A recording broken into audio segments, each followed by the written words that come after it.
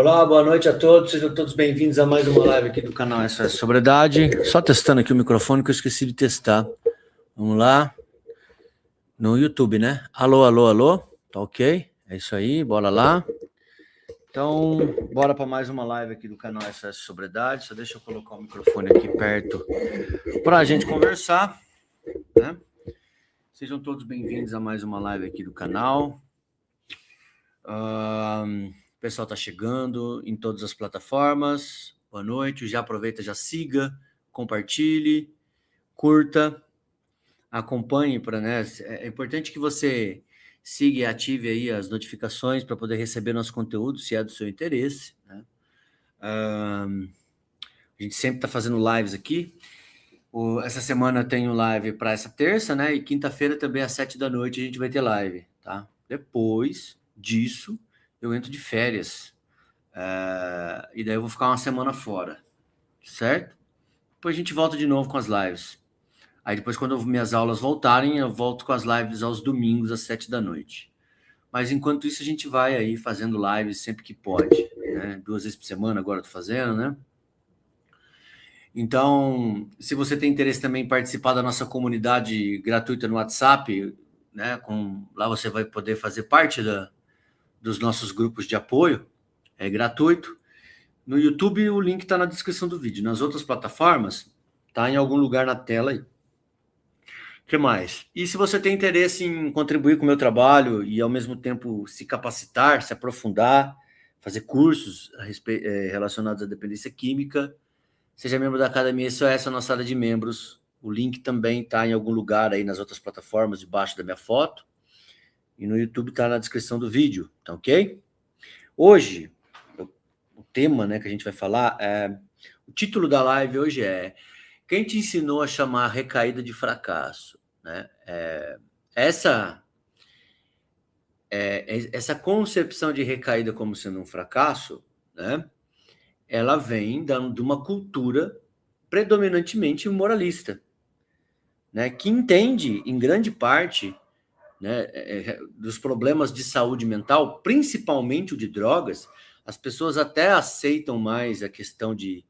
Nem tanto, mas aceitam um pouco mais depressão e outros transtornos, mas a droga ainda é extremamente discriminada pelas pessoas e tem esse viés bastante moral de entendimento, né? E essa concepção moral a respeito do problema traz muitas vezes esse peso na narrativa, né? A respeito da recaída. E por que as pessoas entendem que recaída é fracasso, né? Então, a gente vai falar sobre isso, certo? Então, eu vou começar com uma provocação bem simples, né? Antes de você chamar a recaída de fracasso, alguém já tinha te ensinado que errar era sinal de fraqueza? Né? Vergonha ou falta de caráter? Você acha que errar é sinal de fraqueza, vergonha ou falta de caráter? Ou o único erro que é considerado fraqueza, falta de caráter e vergonha é o erro da recaída? Qualquer outro erro faz parte, é normal. Mas o erro da recaída é falta de caráter. Por que você acha que a gente interpreta dessa maneira? Né? Por quê? Por que os erros das pessoas é de boa, não tem a ver com falta de caráter, mas o erro relacionado à droga tem a ver com falta de caráter. Né? Então, isso acontece porque a gente tem uma concepção bastante moralista a respeito do assunto, que é fruto de um processo histórico de formação de entendimento, de consciência a respeito do uso de substância. Tá? Então, já começa por aí, né? Então, a gente tem que entender que a recaída ela não é apenas um acontecimento, né? Ela é interpretada por essa narrativa. E muitas vezes, dependendo dessa narrativa, a pessoa pode... E por que é perigoso? E eu começo a live trazendo essa provocação, no sentido assim, quem te ensinou a chamar recaída de fracasso? Onde você aprendeu isso? E por que isso é ruim? Né? Porque muitas das recaídas, né, pelo fato de ter esse entendimento de fraqueza, de falta de caráter, ela pode, muitas vezes, produzir novos episódios de recaída, né? Então, dependendo da narrativa, a pessoa pode usar o episódio para aprender ou para destruir ainda mais o seu processo de recuperação, né? Então, como que a ideia de fracasso é construída? Só para a gente contextualizar, né? A pessoa, ninguém nasce chamando recaída de fracasso, tá? É que ao longo da nossa formação a gente aprende que droga é errado, é coisa de vagabundo, é coisa de bandido, é coisa de gente mau caráter, né? E isso também é muito ruim, porque muita gente deixa de pedir ajuda com medo desse preconceito, porque ela também pensa assim. E a sociedade pensa assim. Então essa ideia é aprendida na família, na religião, na sociedade, nos grupos, até em alguns tratamentos, eu diria. Tá? Tem muitos tratamentos ainda bastante com metodologias bastante enraizadas, cristalizadas dentro dessa concepção tradicional moralista a respeito do uso de substância, tá? Muitas vezes a recaída, essa narrativa de recaída é um fracasso, né? Muitas vezes a recaída ela é tratada como prova de que a pessoa não quer mudar. Se recaiu é porque não quer mudar, né? Então, o episódio de recaída acaba virando uma sentença condenatória, né? Que transforma um episódio natural do curso da recuperação em um fracasso total, tá? E a gente está aqui falando disso não é para normalizar a recaída, tá? Porque tem gente que também não consegue ter bom senso. Quando a gente fala isso, a pessoa vai para o extremo oposto. O que ela entende disso que eu estou falando? Ah, você está falando que é normal recair. Olha, dentro de uma concepção clínica, é uma possibilidade. E é muito comum recair, né? Mas tem gente que entende que a gente está falando assim, ah, tudo bem recair. Não, ninguém está falando tudo bem recair. Né? Ninguém está falando. A recaída é um sinal preocupante que exige cuidado. Entendeu? Que exige cuidado. Né? Mas ela não representa um fracasso. Você não precisa defender a ideia de que recaída é um fracasso para não recair mais, porque as pessoas acham que assim, elas precisam desse modelo punitivo para poder continuar na linha e não recair. Só que o que acontece é que elas acabam recaindo mais por causa dessa postura condenatória, né? Porque uma pessoa recai, ela interpreta isso como um fracasso total. Provavelmente quem está mais tempo na recuperação já ouviu frase do tipo, recaiu, volta do zero, não tem meio termo. Eu fiz live esses dias falando sobre isso. Recaiu, volta do zero. Eu acho uma besteira essa frase, entendeu? Não volta do zero, né? Mas é essa forma de interpretar recaída, porque recaída volta do zero porque você fracassou. Eu já vi assim também, quem está em recuperação não recai. Ou seja, se você recai, você não está em recuperação. Mas como assim? O cara ficou 9 meses internado, faz terapia, toma remédio, vai na academia, tá tentando melhorar de vida. Aí você tem a capacidade de falar pro cara que, porque ele sofreu uma recaída, ele não tá em recuperação? Então o que é recuperação, então? Entendeu? Porque tem essa ideia, as pessoas têm essa ideia que para mim é ridícula, desculpa, mas é fantasiosa, de que o processo ele não pode ter falhas. Se falhou, é porque você não está em recuperação. Exige perfeição do sujeito, pureza, entendeu? Eu gosto muito de falar isso nos meus grupos, né, viu? Recuperação não é voto de pureza, não, cara. Ninguém precisa virar santo nem puro. Você só precisa viver melhor. Entendeu? Então sai dessa ideia, cara, de que você precisa ser puro, de que o processo não há falhas, porque se houver uma falha, você recomeça do zero, que você perdeu tudo. Essas ideias generalizantes, elas só aprofundam, né, o processo de recaída, porque deixa a pessoa mal, entendeu? A narrativa de fracasso paralisa, envergonha, né, culpabiliza o indivíduo por um problema que vai além do próprio indivíduo. Eu não estou tentando vitimizar o indivíduo falando que ele não tem responsabilidade no processo. O que eu estou dizendo é que quando uma pessoa sofre uma recaída, o que acontece, o fato da pessoa ter recaída não significa que é só culpa dela. Significa que é um processo de aprendizagem que é normal, ter altos e baixos. Né? Só que a narrativa de fracasso, por que ela aumenta a chance da pessoa recair? Porque quando uma pessoa recai, ela se sente culpada, ela acha que ela é um fracasso total, que ela não poderia ter recaído, que ela não está em recuperação, que é os defeitos de caráter, toda aquela história, né? Isso deixa ela ainda mais deprimida, mais culpada, pior ainda. Aí, para amenizar isso, ela acaba usando mais. Que é o velho, tipo assim, quer saber? Já que eu tô ferrado mesmo, então eu vou usar mais. Entendeu? Esse é o processo que acontece, né? Então, a gente tem que entender isso, né? Que essa narrativa, ela não, para mim, ela não cola. Não é a abordagem que eu gosto de trabalhar. Para mim, assim, recaída não é só o que aconteceu, tá? É também o significado que a pessoa aprendeu a dar para o que aconteceu, né? Então, muitas vezes o que eu gosto de trabalhar em processo de recaída é qual é o impacto dessa recaída, né? Se a pessoa conseguiu se levantar após o episódio, se ela conseguiu se reorganizar após o episódio, né? Isso é o mais importante. E como ela significou, nomeou, interpretou essa recaída é muito importante, né?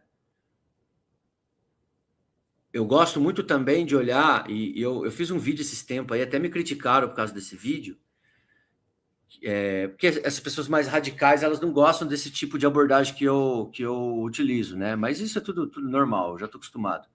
A questão é assim, que eu falei assim, olha, foca no processo, não no resultado, né? Porque quando você foca só no resultado, você vai estar sempre insatisfeito, porque o resultado parece que nunca chega, entendeu? Então, por quê? Porque quando você foca no resultado, uma recaída você interpreta como se você colocou tudo a perder. Quando você foca no processo, você olha o seu processo numa linha do tempo. Você fala, olha, tudo bem, eu tive um episódio de uso, mas nesse ano, quantas vezes eu usei? Nós estamos em junho. Você está em julho. Você está em recuperação. Você que está em recuperação, quantas vezes você usou esse ano? Para quem está em recuperação. Não para quem está no uso diário, mas para quem está em recuperação e começou a tentar parar. Entendeu? Se você já está usando menos, se os episódios já diminuíram, se o impacto dos episódios já diminuíram, já é um progresso. Isso tem que ser pontuado. Por quê? Visão de processo, né? Visão de processo, tá? Dependência é uma aprendizagem, a recuperação também é uma aprendizagem. E toda aprendizagem é um processo, ninguém aprende. Ninguém se torna especialista, ninguém desenvolve uma habilidade do dia para a noite. Tudo é um processo, entendeu? Então, assim, outra coisa que é importante a gente falar, né, sobre o peso moral da linguagem no tratamento. A gente tem que falar sobre isso, né? Porque as palavras, elas não são neutras. É por isso que eu bato muito nisso, né? Tem algumas palavras que, às vezes, por força do hábito, a gente fala, mas eu tento me policiar para não falar, porque são antigas, e tem um peso que não é neutro, né? Viciado, drogado, nóia. Até a própria palavra adicto, ela já é questionada, sabe? Porque a linguagem que a gente utiliza, né, na recuperação, ela influencia muito, né? Chamar alguém de fraco porque recaiu, chamar alguém de sem vergonha porque recaiu, né? Todo dependente é manipulador. Normalmente eu faço alguns vídeos que fogem do senso comum. Aí quando foge do senso comum, sempre vem o estatístico que nunca fez pesquisa nenhuma. Aquelas pessoas que gostam de chutar porcentagem, né? Eu fiz um vídeo recente que eu falei assim, olha, a gente precisa fugir desses estereótipos, sabe? Porque as pessoas falam, porque dependente é manipulador. Depende, né? É claro que a manipulação é um comportamento comum, muitas vezes no dependente. Aí começa, não, porque 90%, não é todos, mas 90% são manipuladores. Cara, você conhece 90% dos dependentes para falar que é 90%? Você fez essa pesquisa? Então por que você trouxe esse número de 90%? De onde você tirou isso? Entendeu? Né? Então, a linguagem, ela influencia muito na recuperação, tá? Né? Porque a linguagem, ela pode cuidar ou esmagar. Ela pode cuidar ou oprimir. Ela pode cuidar ou silenciar. O que é silenciar? Muita gente não procura tratamento, muita gente não fala que recaiu, muita gente esconde até. Eu vejo muito isso assim, eu já atendi muita gente. E tem gente que, quando recaía, ela parava de ir no grupo, tá? Porque ela tinha vergonha de chegar no grupo e abrir e as pessoas começarem a julgar. Entendeu? Dentro de um próprio grupo de recuperação, né? Entendeu? Por quê? Por causa da linguagem, né? O discurso, os discursos que aparecem no tratamento, cheio de julgamento moral, né? Quando a pessoa é reduzida exclusivamente à recaída dela, né? O recaído, né? Existe o recaído e o recuperado, entendeu? Né? Essas divisões, tá? Então a gente tem que tomar cuidado com a linguagem da recuperação também, né?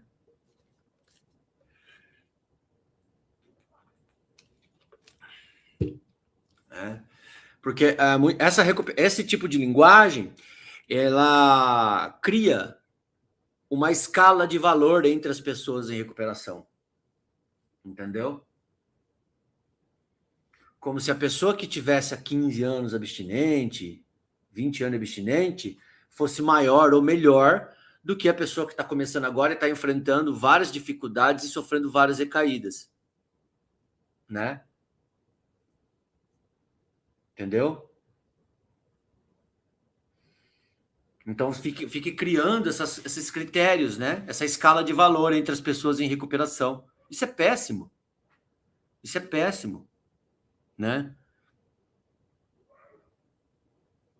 Então, vamos lá então, né? Se a recaída, a gente não vai mais chamar a recaída de fracasso, como que a gente tem que entender a recaída? Olha, a gente tem que entender a recaída como um evento possível dentro de um processo de reorganização, porque a recuperação nada mais é do que um processo de reorganização, readaptação. O uso de droga frequente ao longo dos anos te desorganizou em termos emocionais, psicológicos, comportamentais, sociais, financeiros, profissionais. A gente pode citar várias áreas da vida da pessoa, né? Algumas desorganizaram mais, outras desorganizaram menos, né? Então, você está em recuperação, a recaída é um evento, né, que pode ocorrer dentro desse processo de reorganização. Do mesmo jeito que quando você começa num processo de emagrecimento, tem aquele fim de semana de feriado que você enfia o pé na jaca, você não aguenta e enfia o pé na jaca. Entendeu? Mas por que quando você enfia o pé na jaca na comida, tá tudo bem? E por que quando você enfia o pé na jaca na droga, é falta de vergonha na cara? Ah, porque a droga causa mais danos. É inegável que a droga causa mais dano, mas o que tem a ver isso com falta de vergonha na cara?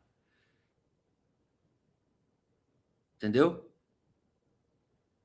Qual é a associação? Tipo, então quer dizer que uma pessoa, o fato de causar mais danos, a recaída é falta de vergonha na cara. Então a gente mede a vergonha na cara pelo potencial de danos. Não faz nem sentido isso.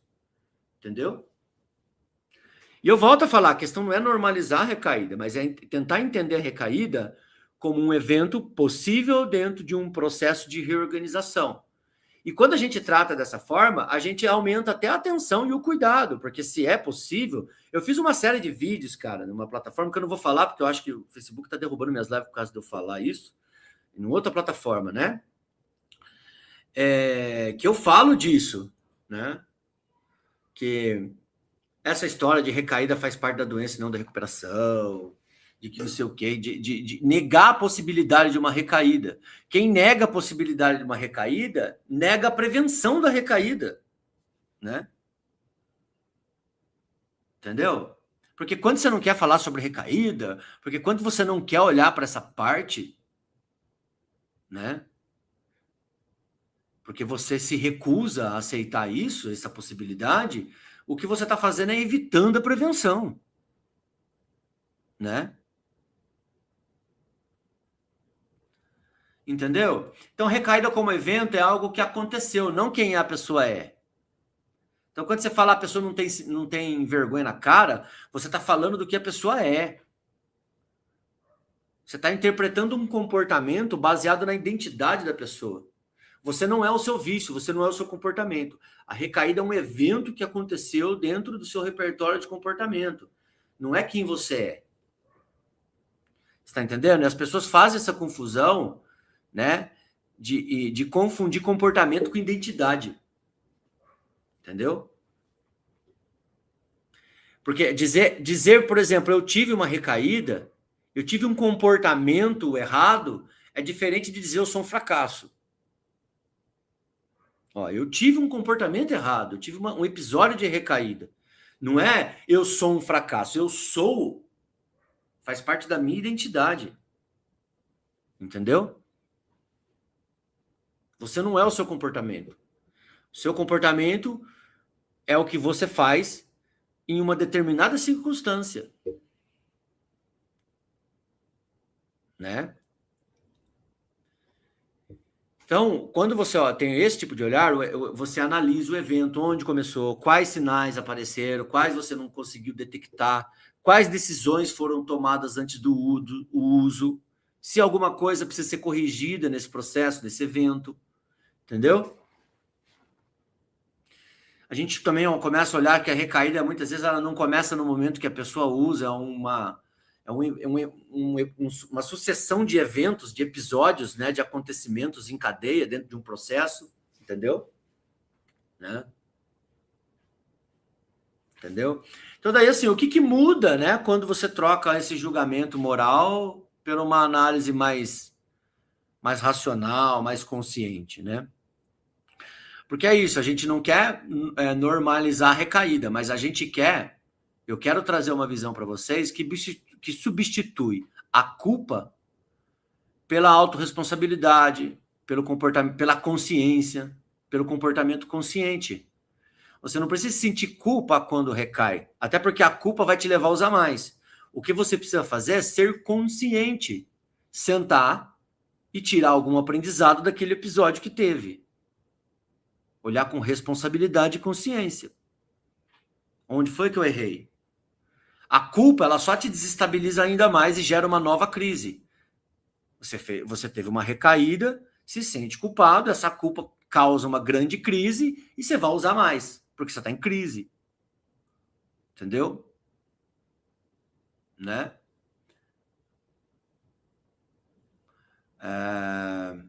E muitas vezes, assim, para familiares que assistem, né, que podem mudar o olhar para a recaída, eu sei que é difícil, a família cansa, às vezes a recaída, ela enche o saco, porque a família, né, causa muito dano, entendeu? Para a família, a gente entende também, a gente tem que olhar o lado da família. Mas muitas vezes, assim, se você está desse lado de quem está apoiando e está ajudando, a gente tem que substituir o julgamento por análise, por mais difícil que seja, né? O julgamento pergunta, por exemplo, assim: como que você foi capaz de fazer isso? Você não tem vergonha na cara. Porque se você recaiu é porque você não quer parar. É uma série de acusações e ataques, né? Mas uma pessoa que quer ajudar o outro não, vamos sentar, vamos ver o que aconteceu. Né? O que aconteceu antes da recaída? Entendeu? Porque o julgamento, ele produz culpa, defesa, mentira. Eu fiz um vídeo, subi um vídeo hoje, né? Questionando essa abordagem do confronto, que ele não ajuda em nada. Aí teve um comentário, tipo assim, mas se não confrontar, a pessoa não vai mudar, vai ficar na zona de conforto. Não. O confronto, ele aumenta a resistência, ele não gera reflexão. O que gera reflexão é sentar e conversar. Né? Quer chegar, vai ver o que aconteceu antes. Vamos pensar junto, né? que você não percebeu? Né? Isso é consciência, uma análise que produz consciência. Vamos pensar em formas de estratégias para evitar esse novo episódio, né? Para corrigir esses erros. Entendeu? Né? Por que você fez isso? O que você pensou? Houve algum pensamento, algum sentimento que você não conseguiu lidar? Né? Onde está a dificuldade? Entendeu? Você foi organizando esse episódio de uso sem perceber? Houve uma reação impulsiva que a gente possa, né, trabalhar isso? Então a gente tem que ajudar a pessoa, né? A pensar junto com ela. Porque às vezes quando a pessoa recai, ela está em crise, ela está se sentindo culpada. E às vezes ela não consegue pensar sozinha. O que ela faz é só se condenar. Né? Ah, eu sou um lixo, eu sou um fracasso. E daí quem está de fora pode chegar e falar assim, não, calma, vamos tentar ver o que está acontecendo, vamos pensar. Então você traz a pessoa para a racionalidade. Quem está de fora pode ser um instrumento mediador importante para devolver a racionalidade para o indivíduo que está em crise por causa de uma recaída. Eu sei que isso é o papel do terapeuta, é papel meu, né, de profissionais. Mas eu acredito que, assim, dando um pouco de lucidez e informação para as famílias, a família pode absorver um pouco disso e tentar aplicar. Você não é obrigado a ser terapeuta, você que é familiar, né? Mas talvez aprendendo alguma coisinha aqui na live, você pode mudar um pouco a abordagem sua quando acontecer. Por mais difícil que seja, eu sei que irrita, cansa, eu sei como é que é, né? Às vezes cansa mesmo, né? E por último, assim, a ideia é essa, né? Não chamar a recaída de fracasso não é romantizar a recaída, passar a mão na cabeça, passar pano, essas frases prontas que a gente ouve falar. Não é isso, ninguém tá falando para isso, não fala isso, tá? O que a gente faz é o seguinte, né? A gente não fica romantizando recaída e passando a mão na cabeça de ninguém, a gente só não infantiliza e não condena. O processo de recuperação é um processo em que a gente tem que ajudar o indivíduo a ampliar a consciência dele sobre o seu próprio problema, ajudar o indivíduo a refletir criticamente sobre sua própria vida, seu próprio comportamento, seu próprio uso, para que ele crie as mudanças que ele julga necessárias para a vida dele. Né? Não é ficar, desculpa o termo que a internet usa muito hoje, é cagando regra para a pessoa. Entendeu? Não. Né? Responsabilizar não é ficar dando de dedo na cara dos outros, tratando a pessoa como se fosse criança, como se ela fosse uma ingênua que não sabe o que está fazendo. Porque às vezes esse negócio de confrontar, de dar de dedo, que você não tem vergonha na cara, é infantilização. Você parte do princípio que a pessoa é burra, não sabe o que está fazendo e que ela precisa de alguém para ficar falando verdades. Sabe essa história? Não, só fala a verdade. Ah, eu gosto porque só fala a verdade. Não, não fala a verdade. Ele fala o que te agrada. Não confunda falar a verdade com falar o que te agrada. Porque às vezes eu vejo até família dentro desse movimento, né? Ele gosta muitas vezes de profissionais que dá de dedo na cara, fica dando sermãozinho, entendeu? Por quê? Porque ele fala a verdade? Não, ele está falando o que você quer ouvir. Você está com raiva e aquela pessoa, ela tá mais ou menos assim, como é que a gente pode dizer? Você se vê na pessoa, né? É só uma projeção da sua raiva. Entendeu? Mas ficar dando sermão para pessoa dependente não é o caminho. Até porque é um adulto. Ele sabe o que faz. Porque eu falo muito isso para a família, né? Eu bato muito em cima. O erro do familiar é chegar e falar para um filho, para um marido de 30 anos, como se ele não soubesse o que ele está fazendo. Não, porque você às vezes é até engraçado, porque às vezes a família chega para mim, né? Marca a terapia, e daí eu vou atender a pessoa, mas antes de atender a pessoa, a família, não, porque você tem que falar para ele o que ele está fazendo com a vida dele, porque droga faz mal. Você acha que a pessoa não sabe? Uma vez dentro da minha comunidade, eu estava falando sobre como eu entendo a abordagem da dependência química, né? A gente estava falando até sobre legalização de drogas, tudo. Aí uma mãe chegou e falou assim, como que eu vou falar para o meu filho que droga faz mal? Eu falei, minha senhora, quantos anos tem seu filho? 48 anos. Eu falei, E a senhora acha que seu filho não sabe que droga faz mal? Ele tem 48 anos. Tá aí o problema. Você acha que seu filho é uma criança de 10, inocente? Você acha que você tem que falar pro seu filho de 48 anos que droga faz mal? Você acha que esse é o problema? Ou você acha que seu filho é burro, ou você acha que seu filho é criança. Porque não é possível você ter essa visão a respeito do seu filho de achar que ele usa droga porque ele não sabe que a droga faz mal com 48 anos de idade. Entendeu? Seu filho não usa droga porque ele não sabe que droga faz mal. E se você entende isso, você não entendeu nada. Você tá aqui faz tempo, entendeu? Tá fazendo curso de dependência e não entendeu absolutamente nada. Então a gente não tem que infantilizar a pessoa que usa droga. A gente tem que falar real, entendeu? Tratar a pessoa como adulta, né? Pelo menos é a maneira que eu enxergo, né? É a maneira que eu estudo, trabalho, atuo, defendo. E tem gente que critica e tá tudo bem também, né?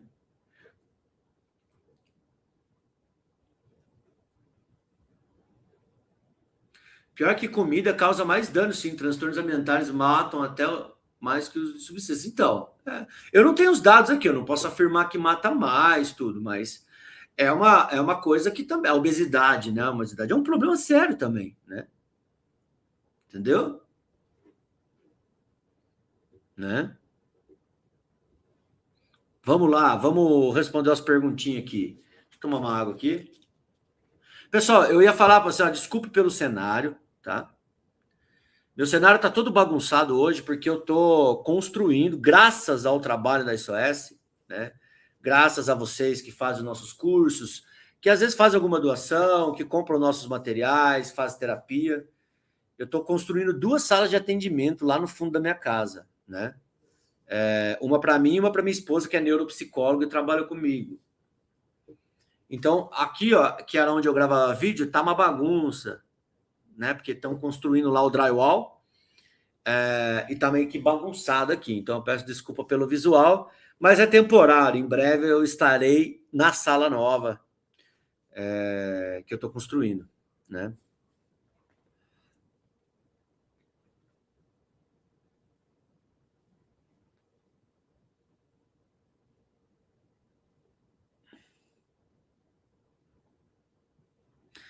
O Redução de Danos está aí, ó. Boa noite, Redução de Danos também tem um perfil bem legal, pessoal. Você tem que seguir ele. Ele também tem uma visão bastante diferente dos modelos tradicionais. Obrigado aí, Silvino, pela doação. Valeu mesmo.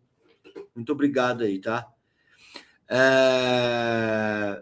Lembrando que eu tenho que mandar um abraço aqui para a comunidade Amor Fraterno. Um abraço para todo mundo que está assistindo aí. Tá? Um grande abraço. O pessoal está sempre acompanhando a gente lá também. Força no tratamento aí, que dá certo, né? Então, tá lindo o cenário. Tá uma zona, cara. Meu cenário tá uma zona. É que vocês não estão vendo aqui. Se eu mostrasse para vocês assim, do jeito que tá as mesas, tudo bagunçado aqui, as plantas, ó. Eu gosto de planta, né? Mas tá tudo bem, faz parte, né? Qual a diferença do lapso para recaída?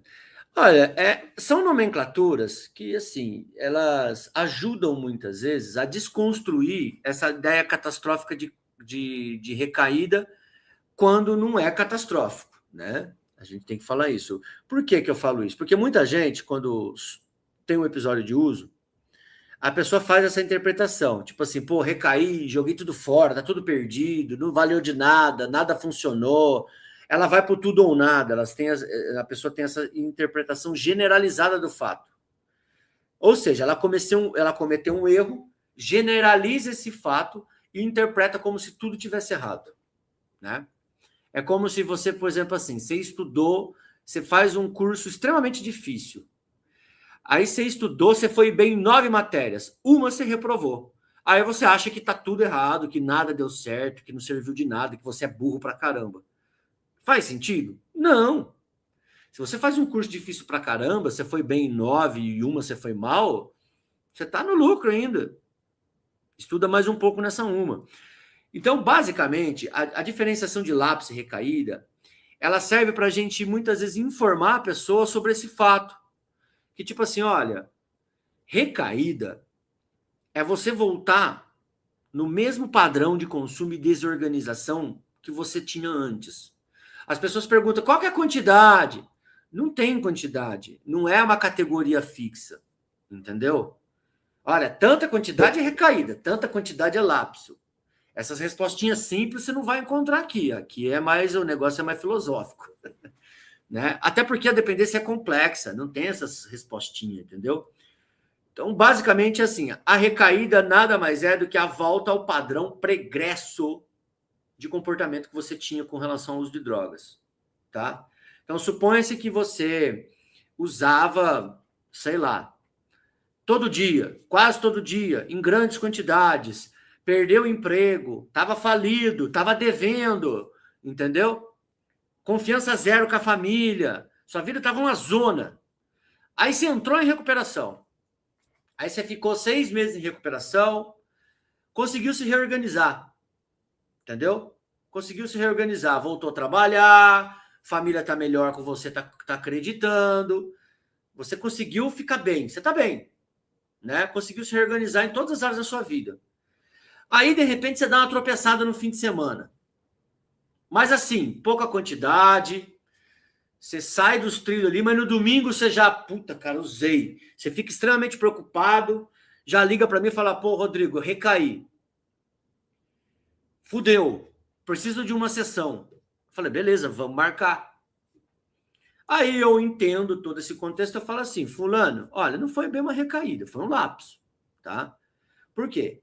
Você não voltou como antes. Você não está usando todo dia, com a vida completamente desorganizada, você não estragou, está endividado, perdeu o emprego, nada disso aconteceu. Qual foi o impacto desse episódio de uso? Você recaiu, ficou mal pra caramba, é normal, né? Você sofreu um impacto emocional, psicológico, mas tirando isso, acabou. Se você agora se reorganizar e vida que segue, é um lapso, porque foi só um tropeço. Agora, se esse lapso não for cuidado, você não se reorganizar, você negligenciar ele e continuar, aí esse lapso pode virar uma recaída. Eu costumo dizer assim, que o lapso é um sinal de aviso de recaída. É um sinal de que você precisa tomar cuidado. Por quê? Tem uma recaída que pode estar em curso, então é bom atenção, né? E daí eu falo assim, que uma sucessão de lapsos resulta numa recaída, porque primeiro você tem um lapso, tudo bem, aí você tem outro, aí você tem outro, aí você tem outro, a hora que você vê, você está com a vida toda desorganizada de novo. Então o lapso nada mais é do que um episódio pontual, né, que aconteceu, e que se não for cuidado com atenção, né, pode resultar numa recaída. Ficou explicado? Acho que deu para entender, né?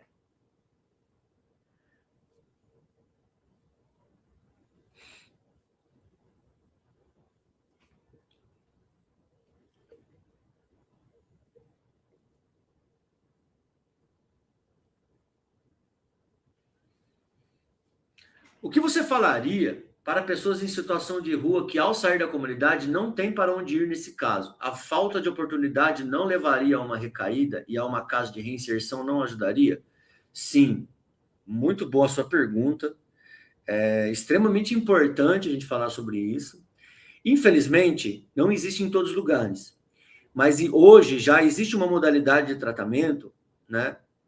Que são as residências terapêuticas ou as repúblicas terapêuticas, né? Eu não lembro agora exatamente qual é a diferença das duas, tá? Mas, de uma forma geral, a residência terapêutica é uma extensão da comunidade terapêutica, tá? Em que a pessoa, ela vai sair da comunidade terapêutica e vai viver numa residência terapêutica até ela se ajustar no mercado de trabalho, se ajustar socialmente ali, né? Se incluir socialmente e voltar a ter uma vida como, né, inclusa, vamos dizer assim, socialmente falando, né?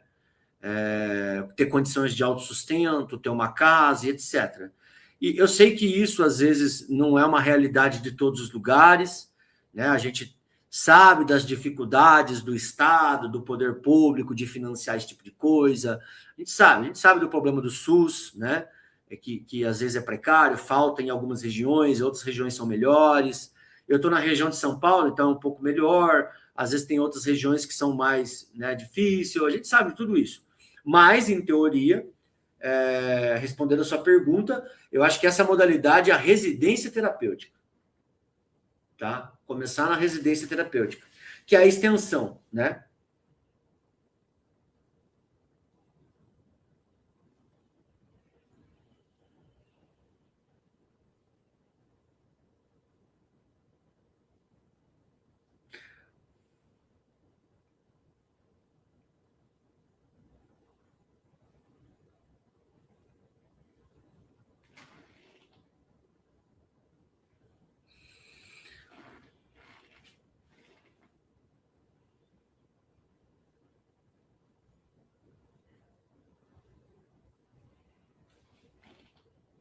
Vamos lá. Quando o problema não é a bebida, e sim a droga, beber socialmente em casa com a família seria um problema?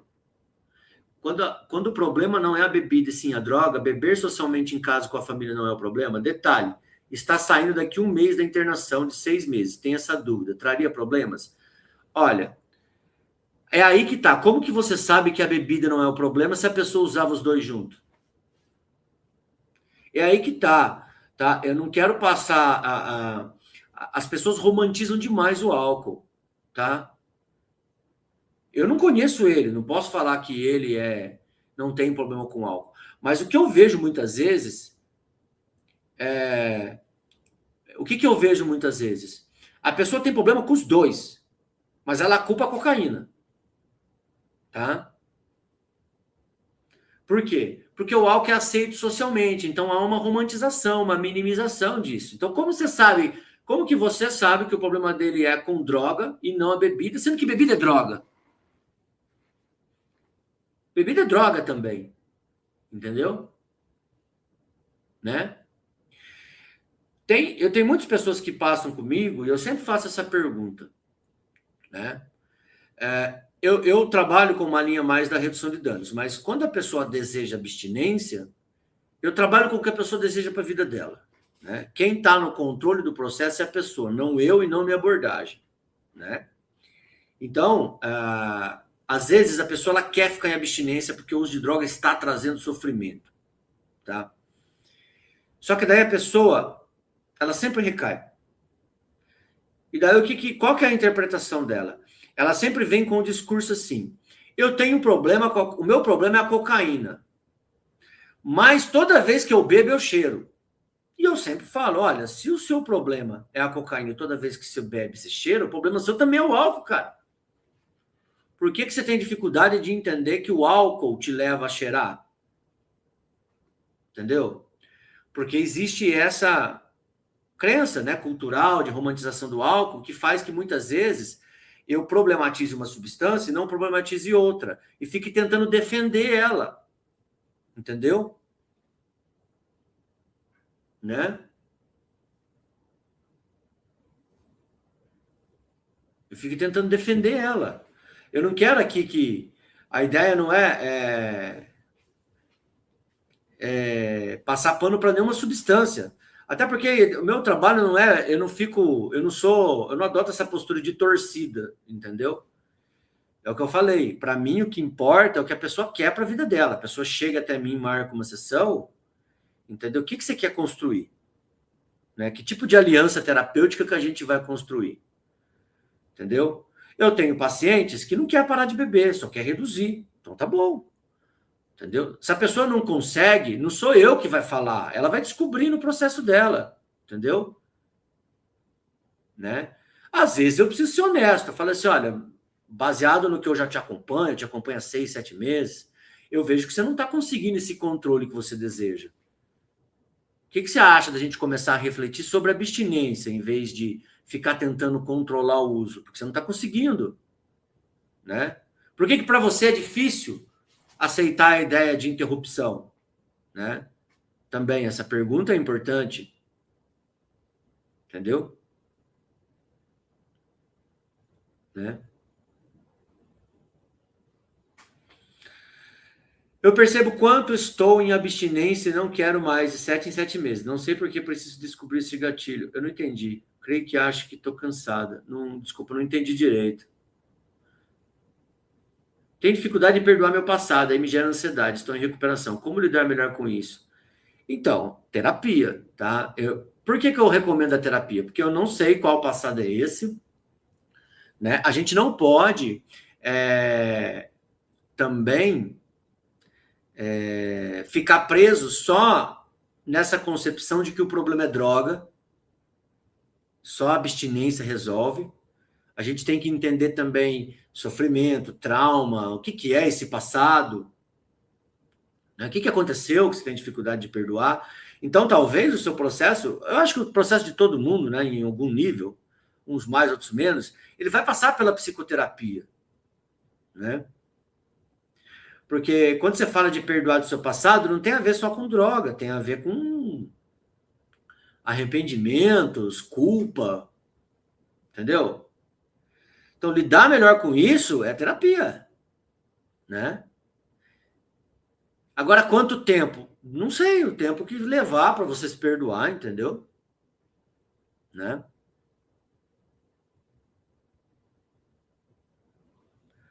Aí que tá. Eu só leio que.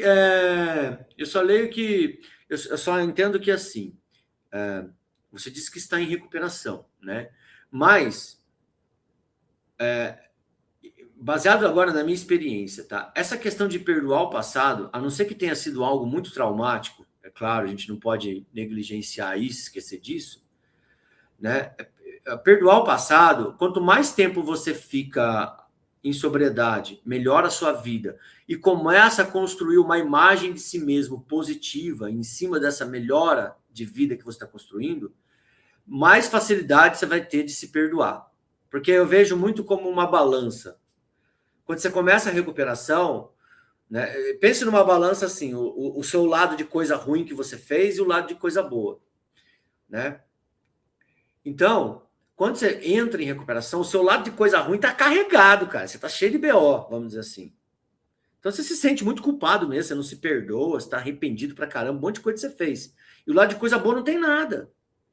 Aí você entra em recuperação, você vai ficando em abstinência, vai melhorando, vai sendo uma pessoa melhor em todos os sentidos da sua vida. Com alguns anos, né? O que vai acontecer? O lado da balança de coisa boa vai começar a pesar. E aquele passado que pesava de coisa ruim vai ficando cada vez mais distante. Então você entende que é um processo meio que natural também? Volta a falar. Às vezes precisa da terapia, porque às vezes tem traumas que não se resolvem só com o tempo. Tá? O que eu estou querendo dizer é que muita coisa que a gente tem dificuldade de se perdoar vai se diluindo, se dissuadindo ao longo do tempo, proporcionalmente às coisas boas que você vai desenvolvendo no tempo de sobriedade que você vai tendo. Né? Entendeu? Vamos lá, vamos ler de novo. Eu tenho problema com os dois. E percebo que estou em abstinência. Não quero mais de 7 em 7 meses. Não sei por quê. Preciso descobrir esse gatilho. Creio que acho que estou cansada. Eu quis dizer que tenho problemas com os dois, álcool e cocaína. Só que de 7 em 7 meses eu recaio. Não sei se é pressão, autoconfiança. Então, por isso que a terapia, o tratamento é importante, para poder descobrir isso. Entendeu? Para que serve o tratamento e a terapia, gente? Para a gente conseguir ter um outro olhar, para que ajude a gente a enxergar coisas que a gente às vezes não consegue enxergar sozinho. Não é obrigatório a terapia, eu não estou te obrigando a fazer terapia. É uma sugestão, né, para ampliar o seu olhar. Entendeu? Eu falo até por experiência própria, a terapia me ajudou muito no meu processo. Né? Entendeu?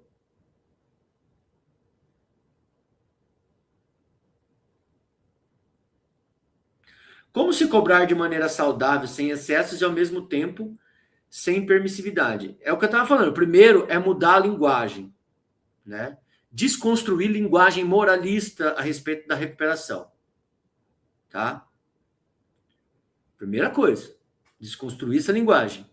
Essa linguagem que individualiza a culpa, que atribui erros ao fracasso pessoal, né?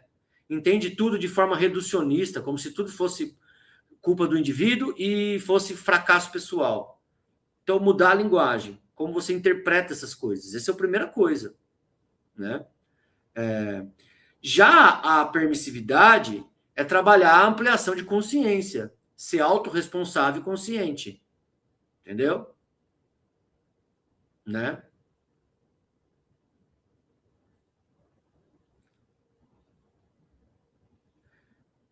É aí que tá. Dentro da psicoterapia, a gente fala que é o seguinte: para que você se cobre menos e ao mesmo tempo não seja permissivo, você tem que trabalhar a sua rigidez cognitiva. Se você visitar uma live ou duas atrás, aí 2 ou 3 lives atrás, eu falei sobre isso. O que produz isso é rigidez cognitiva. É tudo ou nada. A pessoa vive sempre nos extremos. Então, ou ela está no excesso da cobrança, ou ela está no excesso da permissividade. Uma hora não pode nada, outra hora pode tudo. Isso é rigidez cognitiva. Tá? A pessoa enxerga o mundo de forma binária, como se tudo fosse 8 ou 80. Né? Então a gente tem que trabalhar flexibilidade cognitiva. Quando a gente trabalha flexibilidade cognitiva, a gente começa a ter uma visão, em todas as áreas, tá? Não falo só de uso de droga, não. Mas vamos pegar o exemplo do uso de droga, uma visão de recuperação em que, tipo assim, não precisa ser rígido demais, mas isso não quer dizer também que eu posso tudo. Entendeu? Né? Eu, pelo menos, tento viver minha recuperação desse jeito. Né? Eu não me privo das coisas. Eu não sou desse modelo de recuperação baseado no medo. Tudo leva a recaída, que eu não posso fazer nada, porque tudo é risco. Eu não vivo assim. É o que eu falei, a minha cidade natal lá, tem muito amigo meu que usa droga até hoje. No começo, exigia mais vigilância, porque no começo do processo, exige mais vigilância porque você tem muito risco de recaída. Entendeu? Mas isso não quer dizer que você tem que se privar. Né? Entendeu? E quando eu falo se privar, não é se privar de beber, essas coisas, gente. Não interpreta errado. Eu falo se privar de lazer. Você pode muito bem ir no shopping, no cinema, sem que isso seja um risco de recaída.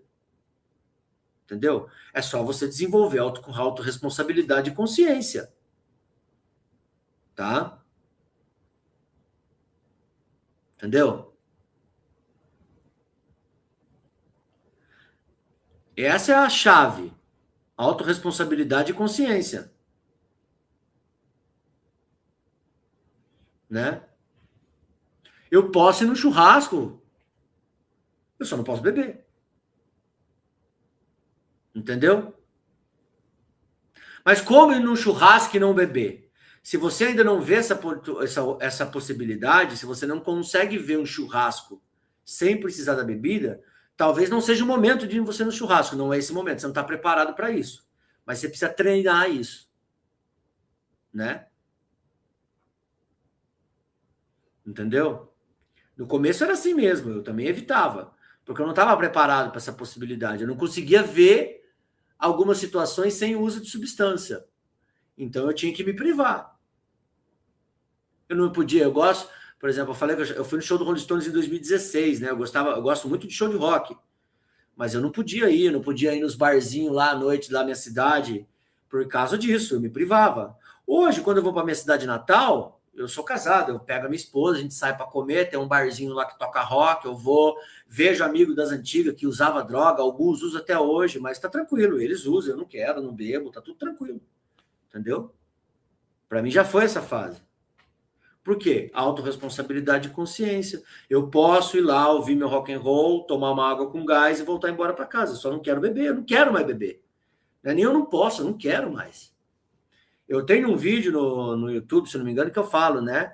O processo de recuperação, ele envolve, tá? Isso não é forçado, não é teórico, assim, a partir de hoje eu não quero, em vez de eu não posso. É um processo natural, que deve acontecer, tá? Mas ao longo do processo, né, todo o processo de... Eu visualizo uma vida de recuperação, uma vida de sobriedade em que o processo ele substitui o eu não posso beber para o eu não quero beber. Eu não posso fumar um para o eu não quero fumar um. Eu não posso cheirar para o eu não quero cheirar. Esse tem que ser o nosso objetivo. Então, hoje, eu não uso mais porque eu não posso usar. Poder eu posso. Eu sempre falo isso na live. Tá cheio de boteco aqui, ó. Uma esquina para baixo aqui, ó. Tem uns 10 botecos. Em 5 quarteirão tem uns 10 botecos. É 2 cada quarteirão. Se eu quiser, eu vou ali e peço uma 51, porque eu gostar de tomar pinga. Não é cerveja, não. Eu gostar de tomar pinga. Entendeu? Então, eu posso chegar ali e pedir uma pinga. Mas eu não quero. Entendeu? Eu passei por esse processo de entender que tipo assim, a minha vida é bem melhor sem beber. Para que eu vou querer beber? Ai, mas e o sabor e o gostinho? Tem tanta outra coisa mais gostosa. É isso que dificulta muitas vezes esse processo. A gente fica se apegando a essas coisas. Fica romantizando o consumo. Entendeu? Né? Quando a gente para de ficar romantizando, né? A gente começa a visualizar novas possibilidades.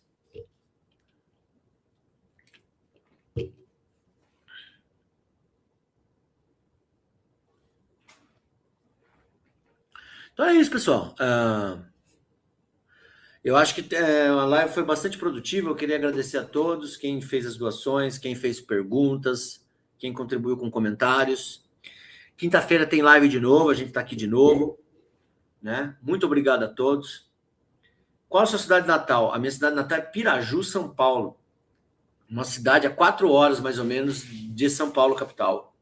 Quase no sul do estado já, quase fronteira com 1 hora do Paraná. Né? E eu agora, mas a minha cidade natal é essa. Eu vivo em Avaré, que é uma cidade que é a 1 hora da minha cidade natal. É um pouco mais perto de São Paulo, capital. Mas também a 1 hora quase do Paraná ali. Mas é uma região. É assim, tanto essa cidade quanto Piraju é mais ou menos a 1 hora do Paraná. Mas Avaré está mais perto de São Paulo.